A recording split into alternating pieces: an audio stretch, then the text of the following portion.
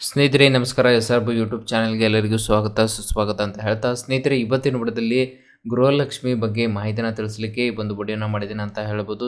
ಈಗಾಗಲೇ 5ನೇ ಕಂತು ನಿಮ್ಮ ಬ್ಯಾಂಕ್ ಅಕೌಂಟ್ಗೆ ಬಂದಿದೆ. ಹಾಗಾದ್ರೆ 6ನೇ ಕಂತು ಯಾವಾಗ ಬರುತ್ತೆ ಅದರ ಬಗ್ಗೆ ಮಾಹಿತಿನ ನಿಮಗೆ ತಿಳಿಸ್ಕೊಡ್ತೀನಿ. ಹಾಗಿದ್ರೆ ಸ್ನೇಹಿತರೆ, ನೀವು ನಮ್ಮ SRB ಯೂಟ್ಯೂಬ್ ಚಾನಲ್ನ ಇನ್ನೂ ಕೂಡ ಸಬ್ಸ್ಕ್ರೈಬ್ ಮಾಡ್ಕೊಂಡಿಲ್ಲ ಅಂದರೆ ಸಬ್ಸ್ಕ್ರೈಬ್ ಮಾಡ್ಕೊಳ್ಳಿ.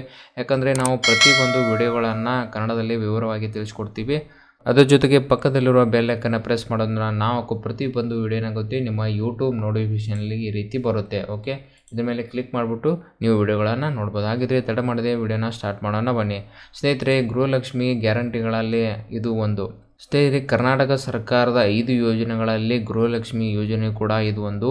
ಹಾಗಿದ್ರೆ ಈ ಗೃಹಲಕ್ಷ್ಮಿ ಯೋಜನೆ ಈಗಾಗಲೇ 5 ಕಂತುಗಳನ್ನು ಈಗ ಮಹಿಳೆಯರ ಬ್ಯಾಂಕ್ ಅಕೌಂಟ್ಗೆ ಬಂದಿದೆ ಅಂತ ಹೇಳ್ಬೋದು. ಹಾಗಿದ್ರೆ 6ನೇ ಕಂತು ಯಾವಾಗ ಬರುತ್ತೆ, ಯಾರಿಗೆಲ್ಲ ಬರುತ್ತೆ? 6ನೇ ಕಂತು ಅವರ ಬ್ಯಾಂಕ್ ಅಕೌಂಟ್ಗೆ ಬರಬೇಕಂದ್ರೆ ಇನ್ನೂ ಕೂಡ ಕೆಲವೊಂದು ಜನರು ಬ್ಯಾಂಕ್ಗೆ NPCI ಲಿಂಕ್ ಮಾಡಿಲ್ಲ ಅಂತವರು ತಮ್ಮ ಹತ್ತಿರದ ಬ್ಯಾಂಕ್ಗೆ ಹೋಗಿ ನಿಮ್ಮ ಆಧಾರ್ ಕಾರ್ಡ್ನ ಕೊಟ್ಟು ಅಲ್ಲಿ NPCI ಮ್ಯಾಪಿಂಗ್ನ ಮಾಡಬೇಕಾಗುತ್ತೆ.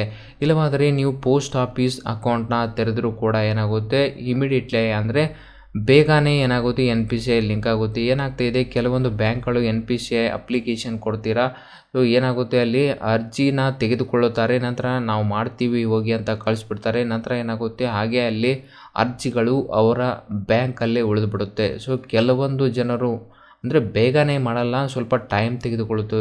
ಅದರಿಂದ ನೀವು ಪರದಾಡುವಂತೆ ಆಗುತ್ತೆ. ನಿಮ್ಮ ಕೆಲಸಗಳನ್ನು ಎಲ್ಲ ಬಿಟ್ಟು ನೀವು ಬ್ಯಾಂಕಲ್ಲಿ ಸಾಲಾಗಿ ನಿಂತು ನಿಮ್ಮ ಆಧಾರ್ ಸೀಡಿಂಗ್ ಮಾಡಲಿಕ್ಕೆ ನೀವು ಒಂದು ದಿನ ಅಲ್ಲೇ ಕಳಿಬೇಕಾಗುತ್ತೆ. ಹಾಗಿದ್ರೆ ಇದಕ್ಕೆ ಸೊಲ್ಯೂಷನ್ ಏನು? ಹಾಗಾದರೆ ಇದಕ್ಕೆ ಪರಿಹಾರವೇನು? ಇದಕ್ಕೆ ಪರಿಹಾರ ಏನಂದರೆ ಸ್ನೇಹಿತರೆ, ನಿಮ್ಮ ಹತ್ತಿರದ ಪೋಸ್ಟ್ ಬ್ಯಾಂಕ್ ಅಕೌಂಟ್ಗೆ ಹೋಗಿ ಅಲ್ಲಿ ಏನು ಮಾಡಬೇಕಾಗುತ್ತೆ, ನಿಮ್ಮ ಅಕೌಂಟ್ ಓಪನ್ ಮಾಡಬೇಕಾಗುತ್ತೆ. ನಿಮ್ಮ ಅಕೌಂಟ್ ಆಧಾರ್ ಕಾರ್ಡ್ ಕೊಡೋದ್ರಿಂದ ಅಕೌಂಟ್ ಓಪನ್ ಆಗುತ್ತೆ. ನಂತರ ಏನಾಗುತ್ತೆ, ಒಂದು ದಿನದ ನಂತರ ಏನಾಗುತ್ತೆ, ಬೇಗನೆ NPCI ಲಿಂಕ್ ಆಗುತ್ತೆ. ಯಾವುದೇ ರೀತಿ ಬೇರೆ ಬ್ಯಾಂಕ್ ಅಕೌಂಟ್ ಇದ್ದರೆ ಗೃಹಲಕ್ಷ್ಮಿ ಹಣ ಬೇಗ ಬೇಕಂದರೆ ನೀವು ಈ ರೀತಿ ಮಾಡೋದ್ರಿಂದ ಏನಾಗುತ್ತೆ, NPCI ಲಿಂಕ್ ಆಗುತ್ತೆ ಅಂತ ಹೇಳ್ಬೋದು.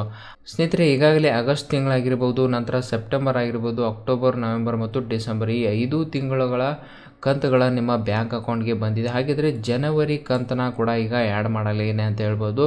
ಇಲ್ಲಿ ಅವರ ರೇಷನ್ ಕಾರ್ಡ್ ನಂಬರ್, ಅವರ ಹೆಸರು ಕೂಡ ನೋಡ್ಬೋದು. ನಂತರ ಇಲ್ಲಿ ಪೇಮೆಂಟ್ ಸ್ಟೇಟಸಲ್ಲಿ ಏನಾಗಿದೆ, ಪುಷ್ ಟು DBT ಅಂತ ಆಗಿದೆ. ಅಂದರೆ ಪುಷ್ DBT ಮಾಡಿದರೆ ಡೈರೆಕ್ಟ್ ಬೆನಿಫಿಷರಿ ಟ್ರಾನ್ಸ್ಫರ್ ಅಂತ ಇರುತ್ತೆ. ನಿಮ್ಮ ಜನವರಿ ಕಂತು ಯಾವಾಗ ಬರುತ್ತೆ ಅಂದರೆ ಫೆಬ್ರವರಿ 15ರಿಂದ 20ನೇ ತಾರೀಕಿನ ಒಳಗಡೆ ಏನಾಗುತ್ತೆ, ಜನವರಿಯ ಕಂತು ಏನಾಗುತ್ತೆ ನಿಮ್ಮ ಬ್ಯಾಂಕ್ ಅಕೌಂಟ್ಗೆ ಬರುತ್ತೆ ಅಂತ ಹೇಳ್ತಾ, ಸ್ನೇಹಿತರೆ ಇವತ್ತಿನ ವಿಡಿಯೋದಲ್ಲಿ ಗೃಹಲಕ್ಷ್ಮಿ 6ನೇ ಕಂತಿನ ಬಗ್ಗೆ ಮಾಹಿತಿನ ತಿಳಿಸಲಿಕ್ಕೆ ಈ ಒಂದು ವಿಡಿಯೋನ ಮಾಡಿದ್ದೇನೆ ಅಂತ ಹೇಳ್ಬೋದು.